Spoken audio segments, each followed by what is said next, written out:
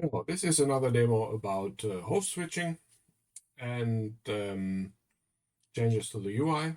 And it's also at least half demonstration that it actually works, that I got it done. So let's log in. And yeah, here you are on a machine. I think I make this a bit smaller. So, okay. Logged in. And now we add a new host. Different guy. So, and now comes the first change.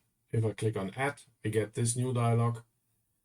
Yeah, maybe it shouldn't get smaller. Actually, I made it explicitly small, but maybe that's not the right thing to do here. And it will inform you about the dangers of connecting to other hosts, because they will all share the same browser context and they can do malicious things to each other. And so you have to read this and then click connect, and then you go on, and we have no key set up, so we have to log in with a password here. And yeah, then the host has been added, but we have not navigated there. I think that has always been the case. So of course we can switch here.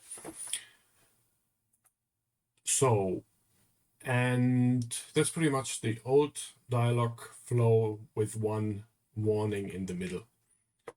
And the more interesting stuff happens when you log out and you log in again. And then the first time you navigate to your second host, all actions are now triggered from the host switcher. That's the main change in the code. So we can now, the clicks will initiate the dialog flow here, and no navigation happens, and we can now cancel here and nothing has changed. And we click again, and then we connect. We have to put in the password, of course. And then we log in, and we are here. Slightly more tricky situation is if the host is already in the URL. When we log in, then this dialog pops up immediately, and we can now connect, password, and we are done. Let's do that again. But this time we cancel the dialog, and then you are here in this, that happens twice sometimes. Anyway, then you end up here in this empty state, the machine. Cockpit wants to show this machine, and it should show the machine because it's here in the URL, but it has not logged into it, so there's no information here. And we can design this maybe a bit better. We could, for example, open the host switcher now in this situation so that people can, with one click, go back to the main machine. But I've also put this button here, so if you now want to connect to it, then you can do it. And now let's try something that I have actually not tried in some time. We set up the SSH key here, so that means we don't have to put in the password, and everything should also still work. So let's go back to the main machine, log out, log in.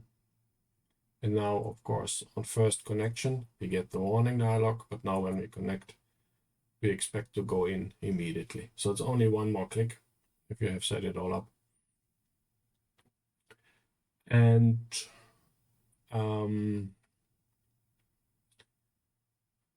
yeah, let's stay on this machine, log out again.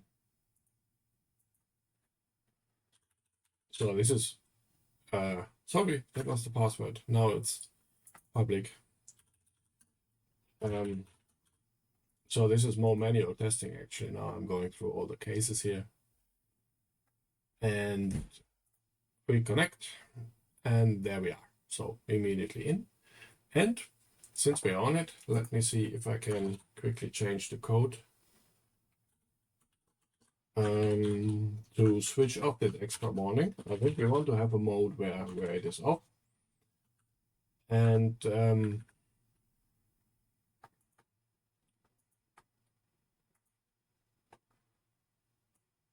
if we now log out and we load the new version, let's see what happens. So people can switch off the warning in a configuration file maybe, or we reduce the frequency automatically in a session. But at least we need to have a mode where the warning does not appear like usual. So now that has not worked. Something is missing.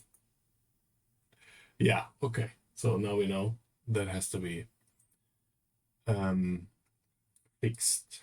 If there would be a login prompt now, that would have worked, but there's apparently one of the code paths is not correct yet. Okay, thanks for joining me for this testing, and see you again.